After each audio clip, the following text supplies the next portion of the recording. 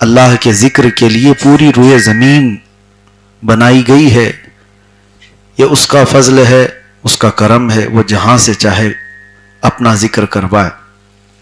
چند سالوں پہلے شاید کسی کے سوچ میں بھی نہ ہو یا ہمارے وہم و گمان میں بھی نہ ہو، راستے سے گزرتے ہوئے کہ کبھی یہاں پر ذکر پاک کی محفلیں سجا کریں گی، کبھی یہاں پر قال اللہ اور قال الرسول کی صدائیں گونجا کریں گی، لیکن رب تبارک و تعالیٰ کا کرم ایسا ہے کہ اس کی تدبیریں ہم نہیں سمجھ پاتے ہیں۔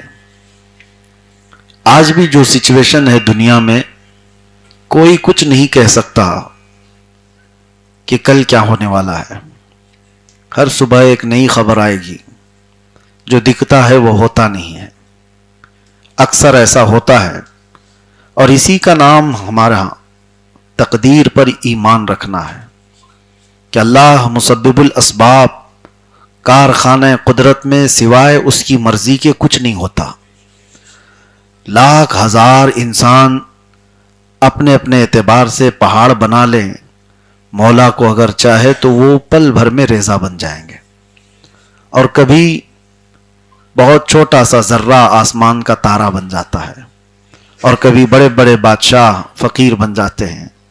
یہ سارے دنیا کا نظام ہے اور دستور ہے۔ ہمارا سفر آج یہاں تک پہنچا کہ مجھے وہ دن بھی یاد ہے، آج سے 17 سال پہلے ہماری بھی عمر جوانی کی دہلیز پر چل رہی تھی، جوش و شباب، اور چند نوجوانوں سے ہم نے الامان کو شروع کیا تھا، اور یہ سفر بڑھتا بڑھتا پتہ نہیں کہاں کہاں گھومتا ہوا آیا، کن کن علاقوں میں۔ الامان ہبلی شہر کرناٹک سے اور کئی شہروں میں ہوتے ہوئے یہاں تک پہنچا، اور یہ ایک نام ایسا ہے جس کی وجہ سے کئی لوگ چپکلش کے شکار بھی ہوئے۔ اسی بنیاد پر کئی لوگوں میں دراڑیں بھی پڑی، ہمارے متعلق کئی سازشیں، کئی منصوبے بنے، صرف اس بنیاد پر کہ ہم نوجوانوں کی ایک تنظیم کھڑی کرنا چاہتے ہیں۔ تنظیم سے مراد کوئی جنگجو تنظیم تو نہیں تھی، کوئی دہشت گرد اور ٹیررسٹ تنظیم تو نہیں تھی۔ تنظیم کا مطلب صرف اتنا تھا کہ وہ بھولے بھٹکے نوجوان جو بہت دور جا چکے اللہ اس کے رسول سے، خالص میرا اتنا ہی مقصد تھا کہ وہ اتنا قریب آ جائیں کہ ان کی آنکھوں میں مدینہ نظر آئے، ان کی تڑپ میرے آقا کے لیے بڑھ جائے۔ اور الحمدللہ رب تبارک و تعالیٰ نے وہ اثر عطا فرمایا، میری زبان پر نہیں یا میری وجہ سے نہیں۔ شاید بندہ کبھی اخلاص سے اور نیت کر لے تو اللہ تبارک و تعالیٰ پتھروں کو بھی موم بنا دیتا ہے۔ یہ وہ علاقہ تھا جہاں پر مجھے لایا گیا تھا ولی بنا کر، پھر چند دنوں کے بعد شیطان بھی بنایا گیا۔ حالات کئی مراحل سے گزرتے ہوئے ہم نے سب چیزیں دیکھی۔ آج میں جس جگہ پر بیٹھا ہوں، اس جگہ پر ہمارے اسلاف، ہمارے اکابر سب گزر کر کے گئے ہیں۔ جگہ کا مطلب یہ کرسی اور یہ ٹیبل نہیں، جس مقام پر ہم آئے، جو سٹرگل کرتے ہوئے آئے، یہ دنیا کا میں پہلا مولوی نہیں ہوں۔ اس راستے سے بڑے بڑے علماء گزارے گئے۔ ہم نے کتنے اپنوں کا چھوٹنا دیکھا، کتنے غیروں کا جڑنا بھی دیکھا۔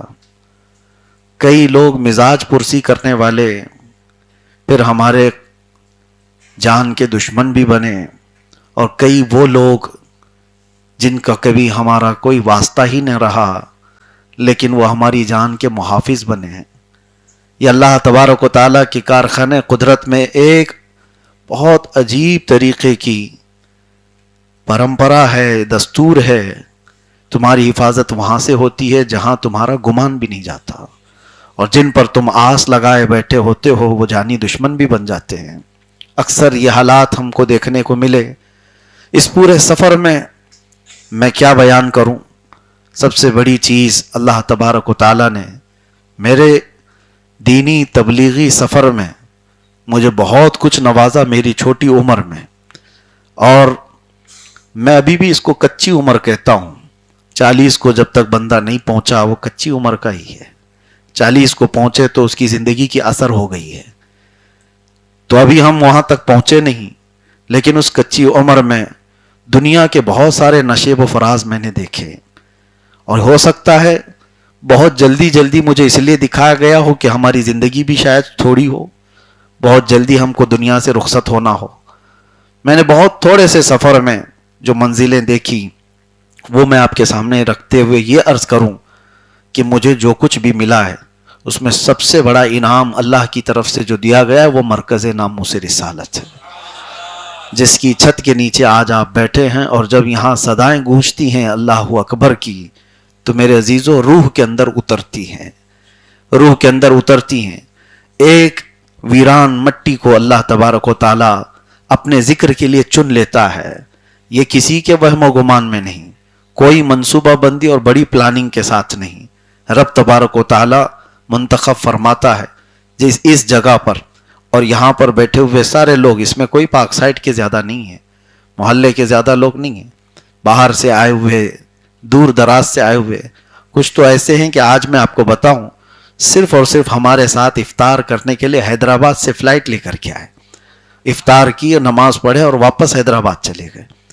تو کچھ وہ لوگ ہیں جن کو رب تبارک و تعالیٰ نے دور دراز سے کھینچ لیا.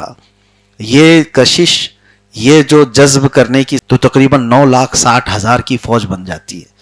تو 9,60,000 کی فوج اگر ایک ساتھ لڑنے کے لیے آتی ہے تو فی الحال پوری دنیا میں اتنی بڑی فوج مقابلہ نہیں کرتی. ٹکڑیاں آتی ہیں، جنگ کرنے کے طریقے آج آپ سب دیکھ رہے ہیں. 9,60,000 فوج اگر ایک بار لڑنے کے لیے آتی ہے تو ایک بہت بڑی طاقت سے مقابلہ ہوگا مسلمانوں کا. لیکن رسول پاک صلی اللہ تعالی علیہ وسلم نے فرمایا مسلمان کتنے ہوں گے وہ تعداد تو نہیں بتائی، وہ کتنے ہوں گے تعداد میں یہ بتایا نہیں گیا، لیکن یہ بتایا گیا کہ جیسے ہی پہلا دن ہوگا 1/3 مسلمان میدان چھوڑ کے بھاگ جائیں گے. 1/3 حصہ ہوگا مسلمانوں کی جماعت کا جو میدان چھوڑ کر بھاگ جائیں گے. لیکن ساتھ میں میرے مصطفیٰ کریم صلی اللہ علیہ وسلم نے فرمایا وہ اس روئے زمین کے سب سے بدترین لوگ ہوں گے، ان کی توبہ بھی نہیں ہوگی. وہ سب سے بدترین لوگ ہوں گے جنہوں نے سختیوں کا مقابلہ نہیں کیا اور میدان چھوڑ کر نکل گئے. اور اس کے بعد میرے آقا صلی اللہ تعالی علیہ وسلم فرماتے ہیں جنگ کا دوسرا مرحلہ ہوگا. دوسرا دن ہے یا دوسرا مرحلہ؟ دوسرا مرحلہ ایسا ہوگا کہ مسلمانوں کا 1/3 حصہ، 1/3 حصہ قتل ہو جائے گا، شہید ہو جائیں گے. اور میرے آقا صلی اللہ علیہ وسلم نے یہ فرمایا وہ اس روئے زمین کے سب سے افضل ترین شہداء ہوں گے، سب سے افضل شہید ہوں گے. دو باتیں یاد رکھیں آپ. میں یہ حدیث کیوں عرض کر رہا ہوں؟ مومنین کا مقابلہ ایک بہت بڑی طاقت سے ہے، لیکن جماعت میں 1/3 جماعت چھوڑ کر بھاگ جائے گی اور دوسرے مرحلے میں 1/3 جماعت قتل ہو جائے گی، شہید ہو جائیں گے. اب حضور پاک صلی اللہ علیہ وسلم فرماتے ہیں اللہ تبارک و تعالیٰ تیسرے مرحلے پر جو 1/3 حصہ بچا تھا مومنین کا ان کو فتح مبین عطا فرمائے گا. فتح تو ہوگی. هو الذی ارسل رسولہ بالہدی ودین الحق لیظہرہ علی الدین کلہ. وہ رب ہے جس نے اپنے رسول کو ہدایت اور حق کے ساتھ بھیجا تاکہ یہ دین کو غالب کر کے رہیں، اور یہ دین غالب آئے گا. فتح تو ہوگی، لیکن فتح تک پہنچنے کی جو منزل ہے وہاں تک پہنچنے کے لیے ہمیں 2 چیزوں کا سامنا کرنا پڑ رہا ہے. کسی بڑے سکسس کو پانے کے لیے 2 چیزوں کا سامنا کرنا ہے. وہ 2 چیزیں کیا ہے؟ پہلی چیز اپنوں کا ساتھ چھوڑ دینا، دوسری چیز ہے اپنوں کا ہمارے سامنے قتل ہو جانا. یہ 2 چیزیں جو برداشت کر کے کھڑا رہا اللہ اسے فتح عطا فرماتا. یہ بہت بڑی چیز میں کہہ رہا ہوں. آپ کسی میدان میں کھڑے ہیں، کچھ آپ کے ساتھ منصوبہ بنانے والے، آپ کے ساتھ پلاننگ کرنے والے اچانک چھوڑ کر بھاگ جائیں، یہ دل پر بہت سخت بیتتی ہے. یہ بہت کٹھن وقت ہوتا ہے جب کسی کو توڑ دیا جائے تو اس کے اپنوں کو توڑ دیا جاتا ہے، اور اس وقت وہ کھڑا رہا. پھر دوسرا مرحلہ اس کے ساتھ یہ آیا کہ اس کے جو خاص تھے وہ قتل ہو گئے، انتقال کر گئے. آدمی پھر ٹوٹ جاتا ہے. کچھ چھوڑ گئے اور کچھ قتل ہو گئے، اور اس کے بعد جو کھڑا رہا وہ کوئی بزدل کھڑا نہیں ہو سکتا، وہ وہی کھڑا ہوگا جو پہاڑ ہوگا ایمان کا، وہی کھڑا رہے گا، اور اسی کو اللہ تبارک و تعالیٰ فتح مبین عطا فرماتا ہے۔ میرے عزیزو، یہ حدیث یہ آخری زمانے میں پیش آنے والی ایک جنگ کے متعلق تو ہے، لیکن اس کا امپلیمنٹ ہماری زندگی کے ہر شعبے میں کیا جا سکتا ہے، ہر شعبے میں۔ آپ زندگی میں یہ دو چیزیں دیکھنے کے اگر طاقت رکھتے ہو تو فتح تمہارے سامنے، کچھ چھوٹیں گے اور کچھ چلے جائیں گے۔ ہمارے ساتھ یہ ساری چیزیں ہوئی، ہم نے یہ مرحلوں میں بہت سارے لوگوں کو چھوٹتے ہوئے دیکھا اور بہت سارے لوگوں کو ٹوٹتے ہوئے دیکھا، اور ساتھ ہی کچھ لوگوں کو دنیا سے جاتے ہوئے دیکھا۔ جو چھوٹ گئے یا چلے گئے اللہ ان کا مالک، لیکن جو ہمارے ساتھ سفر میں رہتے رہتے وہ انتقال کر گئے، آج ان کے لیے میں دعا گو ہوں کہ اللہ تعالیٰ ان کی روح کو سکون عطا کرے۔ وہ ایسے لوگ تھے جو دامے درمے قدمے سخنے شانہ بشانہ ہمارے ساتھ کھڑے رہے۔ بسا اوقات مجھے جماعت میں وہ لوگ آج نظر نہیں آتے، وہ آج قبرستانوں میں سوئے ہوئے ہیں، جو میری محفل کے حاضر باش ہوتے تھے، ہماری ذکر کی محفلوں کی رونق بھی ہوا کرتے تھے۔ ہر گھڑی ہم سے پوچھا کرتے کہ کس وقت ذکر کی محفل ہے، اور پہلے آ کر بیٹھنے والے وہ آج قبرستانوں میں آرام فرما ہے۔ لیکن سچ بتاتا ہوں، تنہائی میں کبھی دعائیں کرتے ہیں تو ان لوگوں کی یاد آتی ہے، تو اللہ کی بارگاہ میں یوں عرض کرتا ہوں کہ مولا ہماری کوئی نیکی قبول ہے تیری بارگاہ میں تو یہ ان کے درمیان بھی تقسیم فرما دے، اس لیے کہ وہ سچے لوگ ہیں۔ میرے آقا صلی اللہ تعالی علیہ وسلم نے انصار کی یوں ہی فضیلت نہیں بیان فرمائی، مدینے کے انصار کی فضیلت حضور پاک صلی اللہ تعالی علیہ وسلم نے جتنی بیان فرمائی، آپ دیکھیں حدیثیں، حضور فرماتے ہیں ساری دنیا ایک طرف چلی جائے اور انصار مدینہ ایک میدان میں جائیں، حضور فرماتے ہیں اللہ کا رسول محمد انصار کے ساتھ جائے گا صلی اللہ تعالی علیہ وسلم۔ حضور فرماتے ہیں اگر ساری دنیا ایک وادی میں ہو اور انصار ایک وادی میں تو رسول اللہ انصار کی وادی میں تمہیں نظر آئیں گے۔ حضور فرماتے اللہم ارحم الانصار و ابناء الانصار و ابناء ابناء الانصار۔ حضور نے یہ دعا فرمایا اللہ انصار پر رحم فرما، ان کے بیٹوں پر رحم فرما، ان کے پوتوں پر رحم فرما۔ کیوں؟ انصار کے لیے حضور پاک صلی اللہ تعالی علیہ وسلم نے فرمایا وجہ یہ تھی کہ مکہ والے جس وقت پورے صحابہ کو گھروں سے نکال رہے تھے، انہیں مار رہے تھے، پیٹ رہے تھے، نبی آخر الزمان صلی اللہ تعالی علیہ وسلم پر سوشل بائیکاٹ کر کے رکھا تھا ان ظالموں نے، حضور نے پتے کھائے ہیں، چمڑے ابال کر کے کھائے ہیں۔ حضور پاک صلی اللہ تعالی علیہ وسلم کے ساتھ حضرت بلال حبشی فرماتے ہیں کہ اتنا حصہ ہمارے پاس موجود تھا جو صرف بغل میں چھپایا جا سکتا ہے کھانے کے لیے، اس کے علاوہ کچھ نہیں تھا، اور اس طرح کے 3 سال گزارے۔ ان حالات میں جانتے ہو پوری دنیا تماشے دیکھتی، بڑے بڑے لوگ بھی موجود تھے، لیکن مدینے کے انصار نے اپنے گھر کے دروازے کھول دیے تھے۔ جب نبی پاک صلی اللہ تعالی علیہ وسلم تشریف لائے اور ان کے صحابہ آئے تو مدینے میں کہیں بھی یہ بات نہیں آئی تھی کہ یہ لوگ گاؤں چھوڑ کر کے آئے ہوئے ہمارے ہاں ہیں۔ انصار نے تو وہ کام کر دکھایا تھا، اپنے دروازے ہی نہیں کھولے، بلکہ اپنی جائیداد، اپنے باغیچے، اپنی زمینیں سب ان مہاجرین بھائیوں کو بتا کر کے کہا اتنا اللہ نے مجھے دیا ہے، آج سے آدھا تمہارا آدھا میرا۔ یہاں سگے بھائیوں کو کوئی پراپرٹی نہیں دیتا، سگی بہنوں کا حق مار لیتے ہیں۔ وہ مدینے کے انصار تھے جو ہجرت کر کے آئے ہوئے صحابہ کو، ایک صحابی تو ہیں اللہ اکبر حضرت عبد الرحمن بن عوف، میں نے فجر میں صحابہ کی سیرت میں ان کا ذکر کیا تھا، جب اللہ کے رسول صلی اللہ تعالی علیہ وسلم نے ان کو مدینے کے ایک انصار کا بھائی بنایا، جو ہجرت کر کے آئے تھے، مائگریٹ کر کے آئے تھے مکہ سے، ان کو انصار کا بھائی بنایا، ایک ایک صحابی کو ایک ایک کا بھائی۔ تو عبد الرحمن بن عوف کو جس کا بھائی بنایا، وہ صحابی ان کو گھر لے گئے اور بتانے لگے میرے اتنے باغیچے ہیں، میری اتنی دکانیں ہیں، میری اتنی زمینیں ہیں، یہ سب میں آدھا آدھا تمہارا، آدھا آدھا تمہارا۔ حتیٰ کہ وہ بولتے بولتے یہاں تک کہے میری 2 بیویاں ہیں، ایک کو میں طلاق دوں گا، عدت گزارنے کے بعد اس سے تم نکاح کرو۔ کون ہے جو اس طرح سے اپنے سارے دروازے کھولتا ہو؟ یہ نبی رحمت صلی اللہ تعالی علیہ وسلم کا بنایا ہوا وہ معاشرہ تھا جہاں اظہار و قربانی پوری بھری ہوئی تھی۔ میرے عزیزو، یہ باتیں اس لیے میں عرض کر رہا ہوں کہ دین کے کاموں میں جو لوگ کھڑے رہے ان کو اللہ تعالیٰ انصار کے ساتھ حشر عطا فرمائے۔ آج میرے ساتھ جو لوگ شروع سے سفر میں رہے یا پھر آتے رہے جڑتے رہے اور اپنے اپنے جان کی بازی لگائے ہوئے کئی مرحلے انہوں نے بھی دیکھے۔ مجھے یاد ہے کہ جب آپ سب دور رہنے والے شاید نہ جانتے ہوں، جس وقت ظالم درندوں نے مجھے اٹھایا تھا، ایسا نہیں کہ میں اکیلا گیا تھا، میرے پیچھے 25-30 لوگ اور بھی گئے تھے، اور انہوں نے رمضان جیل میں کاٹے اور واپس آئے۔ ان کا کیا قصور تھا؟ ان کا قصور صرف یہ ایک تھا کہ وہ ایک عالم کے ساتھ کھڑے تھے، اور اس کا اجر ان کو قیامت کے دن ہی عطا کیا جائے گا۔ عطا کب ہے ایسے؟ قرآن کی آیت میں نے آپ کو شروع میں ہی پڑھ کے سنائی، لا تحسبن اللہ غافلا عما يعمل الظالمون۔ اللہ فرماتا ہے ظلم کرنے والے ہرگز یہ گمان مت کرو کہ اللہ بے خبر ہے، اللہ دیکھ رہا ہے۔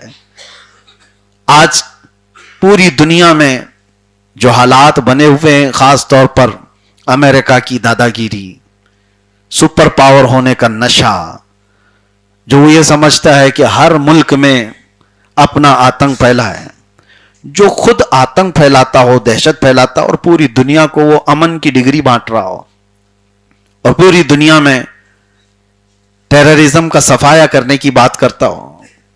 ایک ایسی حماقت ہے، دنیا دغلے پن کو محسوس نہیں کر پاتی یا پھر جان بوجھ کر خاموش رہتی ہے۔ سب کو پتا ہے، سب کو پتا ہے نہتے بچوں کا قاتل کون ہے، 70,000 لوگوں کو جھٹکے میں قتل کر دینے والے لوگ کون ہیں۔ فرعون کے متعلق تو تاریخ میں ہے کہ اس نے اپنی کرسی ہلتی ہوئی دیکھی، ایک خواب دیکھا تھا، اس نے خواب دیکھا تھا کہ ایک تارا ٹوٹ کر کے گرا ہے، اس کی گود میں آ گیا ہے۔ وہ گھبرا کر نجومیوں سے خواب کی تعبیر پوچھا کہ اس کے خواب کے معنی کیا ہو سکتے ہیں، تو نجومیوں نے بتایا تھا کہ بنی اسرائیل میں ایک بچہ پیدا ہوگا جو تیری سلطنت کو ہلاک کر دے گا۔ اس نے بنی اسرائیل سے ایسی نفرت شروع کر دی تھی کہ ایک سال میں 12,000 بچوں کو قتل کر دیا تھا کہ کہیں وہ بچہ پیدا نہ ہو جائے جو فرعون کی حکومت کو ہلا دے، تخت کو ہلا دے۔ اور اس کے بعد سال بھر جب بچوں کا قتل ہوتا رہا، لڑکیوں کو چھوڑ دیا جاتا تھا، یذبحون ابناءکم ویستحیون نساءکم، وہ عورتوں کو، بچیوں کو چھوڑ دیتے تھے اور لڑکوں کو مارتے تھے، قتل کرتے تھے۔ کس وجہ سے؟ ڈر تھا حکومت کو ہلانے والا، تخت کو ہلانے والا بچہ پیدا نہ ہو جائے۔ لیکن رب تبارک و تعالیٰ کی جو تدبیر ہے، تمہاری تمام کوششیں ناکام ہو جائیں گی۔ بچہ پیدا بھی ہوا، وہ کون تھا بچہ؟ موسیٰ علیہ السلام۔ اور اللہ نے نظام ایسا بنایا کہ قتل ہو رہے تھے اس وقت بچے۔ موسیٰ علیہ السلام کی ماں کے دل میں اللہ نے یہ بات ڈالی کہ بچے کو صندوق میں رکھو اور پانی میں بہا دو۔ کون ماں کر سکتی ہے ایسے کہ اپنے آج کے پیدا ہوئے بچے کو دریا میں بہا دے؟ لیکن ان کی ماں کے دل کو اللہ نے مضبوط کر دیا، اور اس کے بعد وہ صندوق بہتے بہتے فرعون کے باغیچے میں ہی جا کر لگا۔ فرعون کو اولاد نہیں تھی، فرعون کی بیوی نے دیکھا، بچے کو اٹھا لیا اور کہا عسیٰ ان نتخذہ ولدا، کیا ہی اچھا ہے کہ ہم اس کو بیٹا بنا لیں۔ فرعون نے کہا یہ کہاں سے تم بیٹا لے آئی، کہیں یہ بچہ تو ہلاک کرنے والا تو نہ بن جائے۔ بیوی نے کہا نہیں، یہ تو بہتا ہوا آیا ہے، وہ تم نے خواب جو دیکھا وہ بنی اسرائیل کے بچے کا ہے، یہ تو کہاں سے آیا کیا پتا، لیکن ہے تو خوبصورت۔ بچے کی پرورش فرعون کے گھر میں ہونے لگی۔ فرعون کے گھر میں اعلان بھی ہوا کہ ان کو کوئی دایا آئے اور دودھ پلائے۔ کمال قدرت تو دیکھو، موسیٰ علیہ السلام 2 دن کے بچے ہیں لیکن دودھ کسی کا نہیں پیتے تھے۔ ان کی بہن وہاں کھڑی تھی، اس نے کہا ایک دایا کو میں جانتی ہوں، اس کا دودھ ہر بچہ پی لیتا ہے۔ کہا گیا کہ ٹھیک ہے لے آؤ، ہم جو وہ قیمت بولے گی ہم اس کو قیمت دیں گے دودھ پلانے کے لیے، شاہی گھرانے کے بچے کو دودھ پلانا ہے۔ موسیٰ علیہ السلام کی بہن سیدھے جا کر اپنی ماں کو لے آئی، کہا کہ یہ دایا ہے اور اس کا دودھ بچے پیتے ہیں۔ تو اس ماں کے گود میں جب بچے کو دیا گیا، موسیٰ علیہ السلام اپنی ہی ماں کے سینے سے دودھ پینے لگے۔ نظام قدرت دیکھو رب تعالیٰ کا، ان کی ہی ماں سے دودھ پلوایا جا رہا ہے، پلس اجرت بھی دی جا رہی ہے، بچے کو پالنے اور بچے کو دودھ پلانے کی اجرت بھی۔ اور پالا کہاں جا رہا ہے؟ وہی فرعون کے محل کے چھت کے نیچے۔ میرے عزیزو، یہ کارخانے قدرت کے جو معاملات ہیں تمہاری سمجھ سے بھی بالاتر ہیں. وہی بچہ تھا جس کا خوف فرعون کو تھا، اور پھر موسیٰ علیہ السلام جوان ہوئے تب پھر اس کے مقابل میں آ کر کھڑے ہوئے اور اسے اعلان کیا کہ جھک جاؤ اس رب کی بارگاہ میں، تم اپنے رب ہونے کا اعلان کرتے ہو. پھر جو معاملات ہوئے اخیر میں جا کر فرعون کو ایک سمندر کے پانی میں غرق کر دیا گیا. موسیٰ علیہ السلام کو اس فرعونی لشکر سے نجات دی گئی، فتح مبین عطا فرمائی گئی 10 محرم کو. اب میں تاریخ کے اس حصے سے آپ کو یہ بتانا چاہتا ہوں، ظالم جتنے بھی منصوبے بنا لے، جتنے بھی پلان بنا لے، لوگوں کو ڈر سنانے کے لیے آج دنیا میں کیا کیا کہا جاتا ہے مسلمانوں کو نروس کرنے کے لیے، تم کچھ نہیں کر سکتے، ہاتھ بھی نہیں ہلا سکتے، تم کہیں سے کچھ بول بھی نہیں سکتے، ہم وہ طاقت والے لوگ ہیں، ہمارے پاس آئرن ڈوم ہے، ہمارے پاس تھاٹ ہے، ہمارے پاس فلاں ہے. سب کی واٹ لگائی ہے تھاٹ کی، یہ تو دنیا دیکھ رہی ہے. اور میں جنگوں کے حالات پر زیادہ گفتگو نہ کرتے ہوئے صرف یہ بات بتانا چاہتا ہوں، ہم کسی کے پکش یا اپکش میں بات کرنے کی بات نہیں کہہ رہے ہیں. ایک بات یاد رکھو، کسی پر اتنا ظلم نہ کرو، اتنا ظلم نہ کرو کہ جب وہ مظلوم کھڑا ہو جائے تو تمہارے پاؤں ہلنے لگ جائیں گے. اکثر ایسا ہوا ہے. ایک بات یاد رکھو، امریکہ اور اس کے ہم نواؤں کا ظلم بہت ہو چکا ہے، بہت ہو چکا ہے. کیا ایسا نہیں ہوگا کہ کسی بچے کی آہ رب العزت کی بارگاہ میں نہیں پہنچی ہوگی؟ کیا ان ماؤں کی چیخیں نہیں پہنچتی ہیں جن کے گودوں کو اجاڑ دیا گیا ہے؟ کئی ایسے بچے ہیں قبرستانوں میں وہ جاتے ہیں، عید کے دن اپنے باپ کا نام لے کر پکار رہے ہوتے ہیں، سرانے پر بیٹھ کر اپنے باپ سے بات کر رہے ہوتے ہیں. یہ وہ بچے ہیں جن کو ابھی ماں باپ کا پیار صحیح طریقے سے ملا نہیں تھا کہ ظالموں نے ان سے چھین لیا. کتنے بچے وہ ہیں جن کے سامنے ان کی ماؤں کو تڑپا کر کے مار دیا گیا. میں کبھی کبھار سوچتا ہوں جس کے دل میں تھوڑا بہت بھی رحم ہو وہ جانور کے بچے کو بھی ماں سے دور نہیں کرتا. آپ کے اندر رحم ہو تو آپ کسی جانور کے بچے کو پھینک دو اور اس کی ماں کو مار دو، کیا آپ کا دل گوارا کرے گا کہ ابھی یہ دودھ پیتا بچہ ہے، اس کو ماں کی ضرورت ہے؟ لیکن آج دنیا کے ایسے ظالم ترین لوگوں کو آپ دیکھ رہے ہیں جس نے فرعون سے بھی زیادہ قتل کیے ہیں. فرعون نے 12,000 بچوں کا قتل کیا تھا اور آج آنکڑا 70,000 کو پہنچا ہوا ہے. فلسطینی بچوں کو اسرائیل نے جس بے دردی کے ساتھ قتل کیا ہے، کیا ہے دلیل؟ کس بات؟ اور جو تمہارے مقابل میں آنے والی جماعت کا تم نام لیتے ہو ان کو تو مارتے ہی نہیں. حماس کہاں ہے؟ کیا یہ چھوٹے چھوٹے بچے حماس ہیں؟ 80 لوگوں کو ایک قبر میں دفن کر دیا جاتا ہے. تو یہ تمام جو حالات ہیں، یہ ظلم بڑھتا جائے گا، بڑھتا جائے گا. تو ایک وقت کہیں تو اینڈ ہونا ہے، کہیں تو رکنا ہے اس کو. اور جب جب ظالم نے مظلوم کو ہلکے میں لیا، اللہ تبارک و تعالیٰ پوری طاقت سے، پوری ان کی طاقت کے نشے کو مٹی میں ملا دیتا ہے. اور ان قریب آپ دیکھنا زمانہ وہ انجام بھی دکھائے گا. اس سے پہلے بھی بڑے بڑے دادے آ کے گئے ہیں، بہت بڑے بڑے طاقتور سورما آ کر کے گئے. ان کی تاریخ میں آج کوئی بھی نشان باقی نہیں ہے. یونان و مصر و روما سب مٹ گئے جہاں سے، باقی مگر ہے اب تک نام و نشان ہمارا.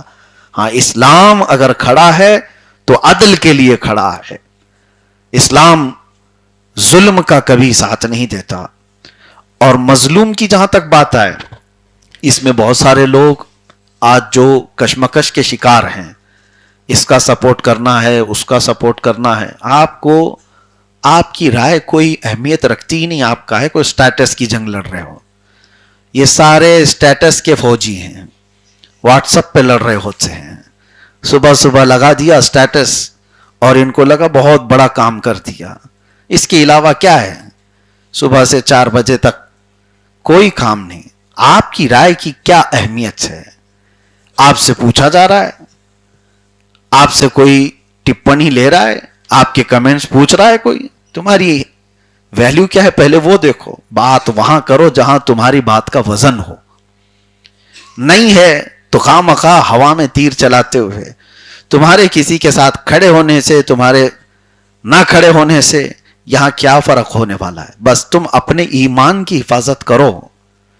تمہاری جو ذمہ داری ہے، تمہیں جو ذمہ داری دی گئی ہے، یہاں اپنے گھر کے حالات تم ڈھنگ سے صحیح نہیں کر پاتے، اپنے اعمال کو درست نہیں کر پاتے، اپنی نمازوں کا خیال نہیں ہے، تو سب سے پہلے جو تمہیں حکم دیا گیا اس پر پابند ہو جاتے. بعد میں پھر تمہاری رائے کو دیکھا جاتا، تمہارے زبان تمہارے جملوں کا اعتبار کیا جاتا. میں نے تو ایسے ایسے سورما دیکھے اپنے یہی سوشل میڈیا والے، صبح 5 بجے تک گلی کے نکڑ پر بیٹھ کر یہ ایسا لگ رہا ہے بہت بڑا جہاد کر رہے ہیں. چوراہوں پر بیٹھ کر کے وہ کمنٹس کر رہے ہیں. میرے عزیزو، تمہاری وہ ڈیوٹی نہیں ہے، تم سے نہیں پوچھا جا رہا ہے، بلکہ اللہ کے نبی صلی اللہ تعالی علیہ وسلم کو رب تعالیٰ نے قرآن میں یوں فرمایا وَلَا تُسْأَلُ عَنْ أَصْحَابِ الْجَحِيمِ، اے رسول آپ سے جہنم میں جانے والوں کے بارے میں نہیں پوچھا جائے گا، آپ سے نہیں سوال کیا جائے گا. یہاں آپ کی ڈیوٹی کیا ہے؟ تم سے پوچھا جائے گا تمہارے بچے کیوں بگڑے تھے، تمہاری بیوی کیوں بے پردہ تھی. تم ایران کے لیے اور امریکہ کے لیے، اسرائیل کے لیے، فلسطین کے لیے جو بھی بھاونائیں رکھتے ہو وہ بات کی بات ہے. تمہارے گھر کا سوال تو تم سے ہوگا. پہلے تو تم سے یہ سوال کیا جائے گا کہ تمہاری نمازیں کیوں چھوٹی تھیں، تم رات بھر کیا کر رہے تھے. تمہارے متعلق یہ ضرور سوال ہوگا. ہاں ظاہر سی بات ہے، اگر تم نے کسی کے مظلوم کی موت کا یا فلسطینی بچوں کے ناحق مارے جانے کا خوشی کا جشن منایا تو تم بھی مجرم ہو. تم مجرم ہو کہ تم نے کچھ کیا تو نہیں تھا لیکن خوشی کا جشن منائے تو ظاہر سی بات ہے تم مجرم ہو، تم ظالم کے ساتھ کھڑے ہوئے ہو.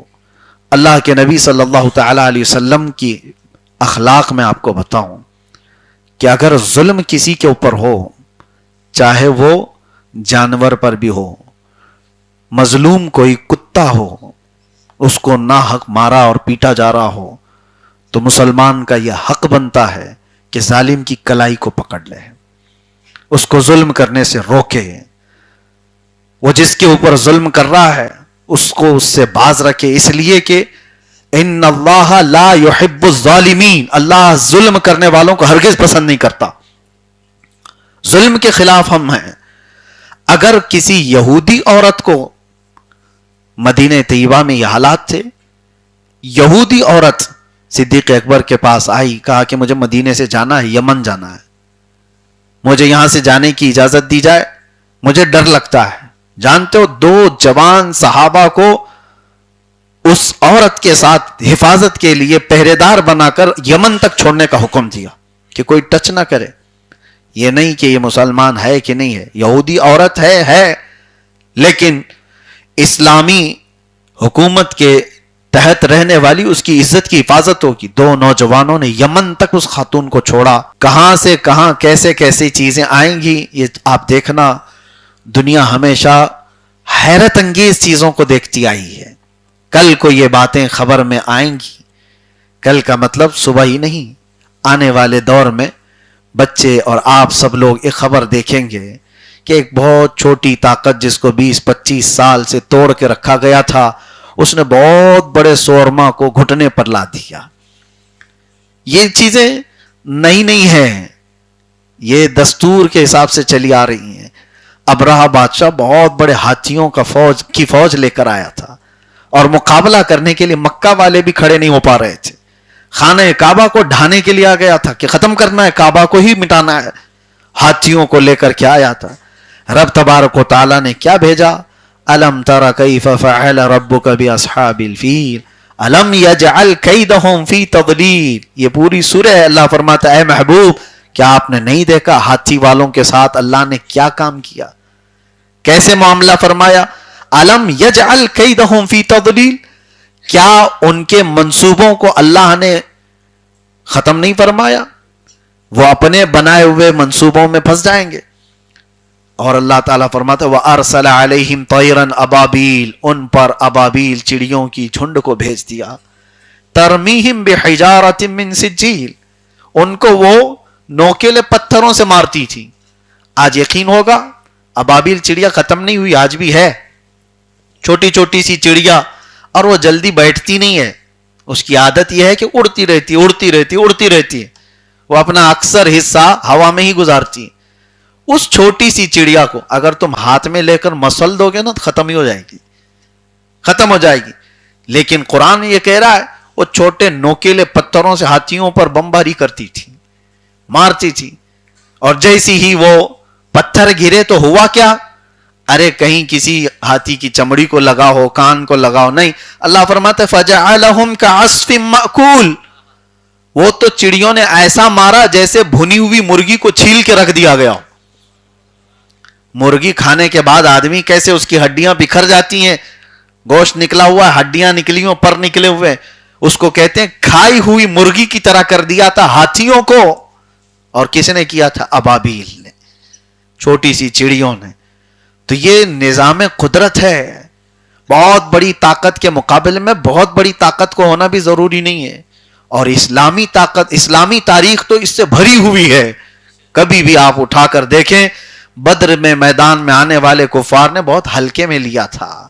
نبی پاک صلی اللہ تعالی علیہ وسلم کے ساتھ جو صحابہ آئے تھے, ارے 4 گھوڑے تھے 313 لوگوں کے پاس, اور پیروں میں چپل اکثر کے نہیں ہیں, ناخن اکھڑ گئے ہیں, اور تیر و تلوار لوگوں کے پاس نہیں. حضرت عکاشہ ایک صحابی کہتے ہیں کچھ بھی نہیں لے کر آیا تھا.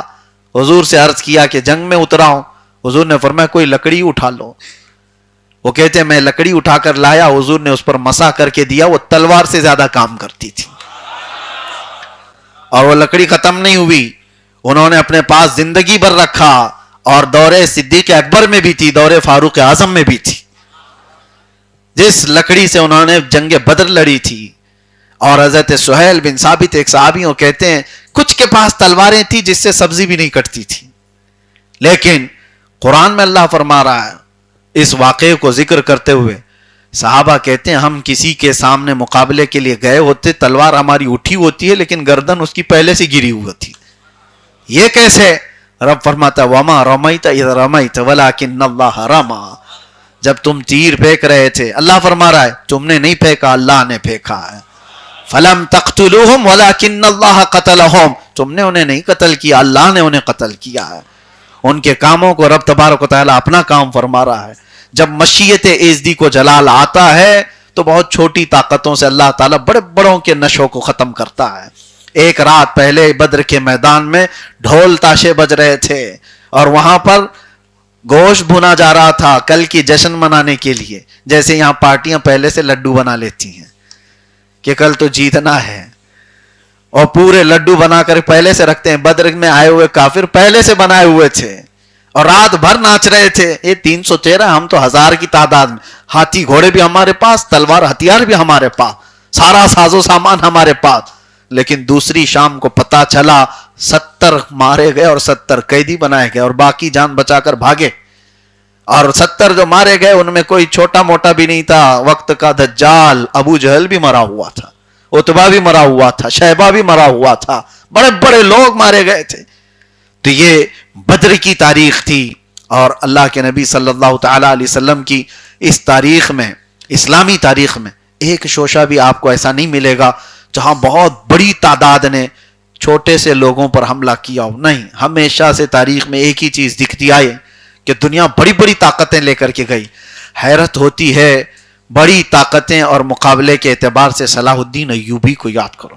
ہماری اپنی لکھی ہوئی تاریخ نہیں, انگریزوں کی لکھی ہوئی تاریخ ہی پڑھ لینا.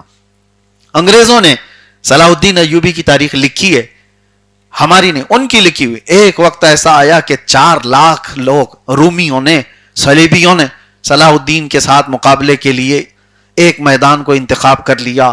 اور 4 لاکھ لوگ جب جمع ہوئے تو اس وقت حالت ایسی تھی کہ صلاح الدین ایوبی کے پاس صرف 12,000 لوگ تھے. 12,000 کا مقابلہ 4 لاکھ سے ہوتا ہے. لیکن صلاح الدین کو پتا تھا کہ ہم کربلا والے ہیں, تعداد نہیں دیکھتے, اتر جاتے ہیں, مدد اللہ کی طرف سے ہے, اور ہمارا قتل ہو جانا بھی ہماری فتح ہی ہوتی ہے. اگر قتل ہونا فتح نہیں ہوتا تو حسین اعظم کا چرچا اتنا کیوں ہوتا. میرے عزیزو یہ جذبہ شہادت تھا صلاح الدین ایوبی نے. 12,000 لوگوں سے وہ جنگ لڑی ہے. تاریخ آج بھی بتاتی ہے کہ وہ 4 لاکھ کو اس فوج کو انہوں نے تتر بتر کر کے رکھ دیا. وہ گھٹنے ٹیکنے پر مجبور ہوئے, سب میدان سے نکل کر کے بھاگے. صلاح الدین ایوبی کی یہ تاریخ اور اس کے بعد بہت ساری تاریخیں ہیں میرے عزیزو, لیکن یہ سب چیزیں ذریعہ بنتی ہیں, یہ ذریعہ ہیں, اور حقیقی فتح مبین اللہ کی طرف سے ہے. وہ اللہ قادر مطلق اپنے منصوبے پورے فرماتا ہے. وہ مکروا مکر اللہ واللہ خیر الماکرین. قرآن میں اللہ فرماتا ہے یہ کافر منصوبہ بناتے ہیں, سازش کرتے ہیں, اور اللہ خفیہ تدبیر کرتا ہے, اور اللہ کی خفیہ تدبیر غالب آ کر رہتی ہے. اس سے بہتر تدبیر کرنے والا کوئی نہیں. جو جال بناتا ہے ظالم, اکثر ایسا ہوتا ہے کہ اس جال میں اس کے ہی پیر پھنسے رہتے ہیں. اور آج دیکھنا آپ ظالموں کو کہ جو جال وہ بن رہے ہیں وہ اسلام کے خلاف, پورے مسلمانوں کو آپس میں لڑانے کے لیے. یہ عیاش قسم کے عرب آج بھی ہوش کے ناخن لیں تو ان کی زندگی بچے گی, ورنہ ان کی تباہی بھی طے ہے. کیونکہ یہ میں نہیں کہتا, اللہ کے نبی صلی اللہ علیہ وسلم کی حدیث سنا رہا ہوں. حضور فرماتے ہیں وَيْلٌ لِلْعَرَبْ مِنْ شَرٍ قَدْ اقْتَرَبَ. یہ عربوں کے لیے تباہی ہے. حضور نے فرمایا عربوں کے لیے بربادی ہے ان قریب, ایک ایسی برائی جس کے یہ قریب ہو رہے ہیں. وہ کون سی برائی ہے؟ من شر قد اقترب. حضور نے فرمایا ایک ایسی برائی جو عربوں کے قریب آ رہی ہے, جس سے یہ بہت قریب ہو رہے ہیں. وہ قریب ہونے والی سب سے بڑی برائی جانتے ہو کیا ہے؟ یہ شرک اور کفر میں مبتلا ہوں گے, اور ہو رہے ہیں. آپ جا کر کے دیکھیں گے, تحقیق کریں گے تو پتہ چلے گا. ایسے بنا مسلمان بزدلوں کو پیدا کیا جا رہا ہے جو نئے نئے شوشے چھوڑنے جا رہے ہیں. اسلامی تمام ہماری وراثت کو انہوں نے پامال کیا ہے. اب بے حیائیاں عروج پر ہیں. جس ملک کو آج آپ دیکھ رہے ہیں جو اپنی سرحدیں بچانے کے لیے دوڑے دوڑے بھاگ رہے ہیں, ان کے حالات یہ ہیں. اللہ کے نبی صلی اللہ تعالی علیہ وسلم نے ڈیفنس کرنا سکھایا. ان عربوں کے پاس کوئی چیز نہیں ہے جو اپنا ڈیفنس کر سکیں. یہ محتاج ہیں اس دادا کے. اس کو بلا رہے ہیں آ جاؤ, تم مسیح آؤ ہمارے, تم مددگار ہو ہمارے. یہ لمبی چوڑی دعائیں کرنے والے حرم کے امام یہ جھوٹے مکار لوگ ہیں. یہی وہ شیخ حرم ہے جو چرا کے بیچ کھاتا ہے. گلی میں بوزر وہ دلق اویس و چادر زہرا, اس کو کہا گیا تھا. یہ وہ شیخ حرم ہے جو چرا کے بیچ. یہ وراثت کو انہوں نے اپنے ایسا پامال کیا ہے کہ ان کی زبانوں میں اب کوئی اثر نہیں رہ گیا.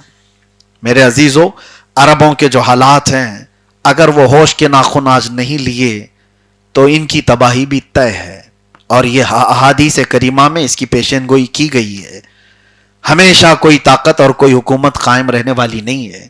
تم نے اپنے وقت کا اگر صحیح استعمال کیا تو تمہاری عزت اور تمہاری حرمت اللہ تعالیٰ ویسی ہی باقی رکھتا ہے. آج بھی خالد بن ولید کو کوئی فراموش نہیں کرتا. ان کو دی ہوئی طاقت کا انہوں نے صحیح استعمال کیا.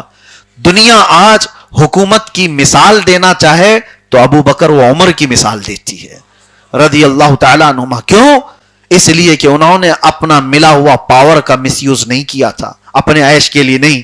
آپ کو پتا ہے ایران کی طرف سے ایک قاصد آیا تھا, اس وقت فارس تھا, اور اس وقت کسرا بادشاہ کے حکومت کے انڈر میں آنے والا یہ پورا علاقہ.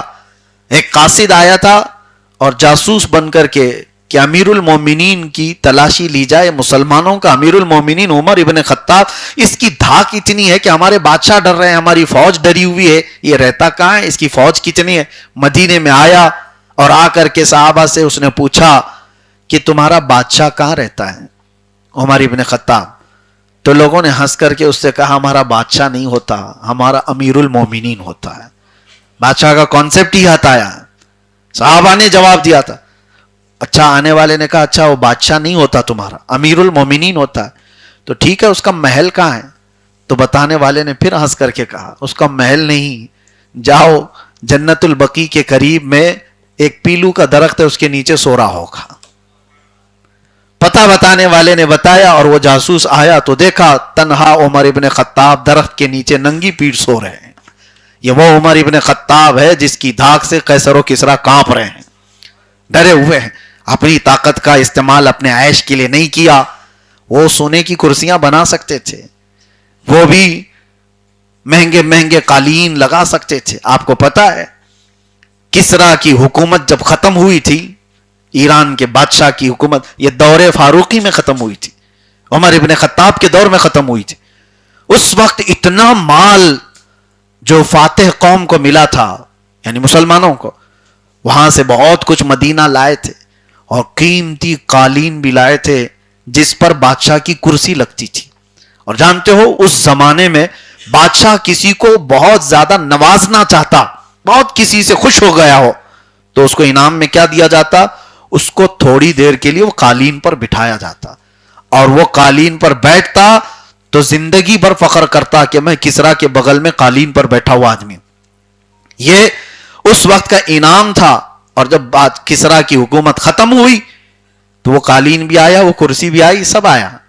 لیکن میرے عزیزو, حضرت عمر ابن خطاب رضی اللہ تعالیٰ عنہ کے پاس جب یہ لا کر پیش کیا گیا کہ بہت مہنگی قالین جس پر کسریٰ کی کرسی لگتی تھی وہ بھی آ گیا ہے مال غنیمت میں, اس کو کیا کیا جائے, مسجد نبوی میں محراب ممبر کہیں پر اس کو سجا دیا جائے. سیدنا عمر ابن خطاب نے کہا مسجد نبوی کے دروازے کے باہر اس کو لگاؤ تاکہ ہر آنے والا اپنا پاؤں پوچھ کر کے مسجد میں آئے, دنیا کو یہ پتا چلے جس پر بیٹھ کر کے بادشاہ فخر کیا کرتے ہیں وہ محمد عربی کے غلاموں کی دھول ہوا کرتا ہے.